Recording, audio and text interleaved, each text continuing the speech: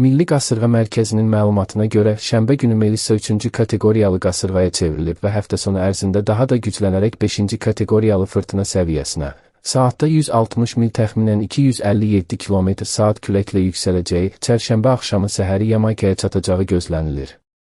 Melissa Karib dənizi regionuna güclü yağış, həyati təhlükə yaradan sel və dağıdıcı küləklərlə zərbə vuracaq.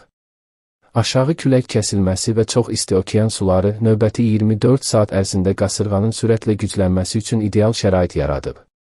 Milli Qasırğa Mərkəzi şənbə günü gecə saat 11-də şərq vaxtı ilə bildirib ki, Melissa Yamayka sahilindən təxminən 125 mil məsafədə qərbə doğru 3 mil saat sürətlə hərəkət edir və davamlı küləkləri 115 mil saatdır. Mərkəz Yamayka sakinlərinə sığınacaq axtarmağı və bir neçə gün davam edəcək güclü yağışlara, dağıdıcı küləklərə və həyati təhlükə yarada biləcək sel və torpaq sürüşmələrinə hazır olmağı tövsiyə edib. Həmçinin gələn həftə qasırğanın şimala doğru hərəkəti nəticəsində Haiti və Dominikan Respublikasında da ölümcül sel və torpaq sürüşmələri ehtimal olunur.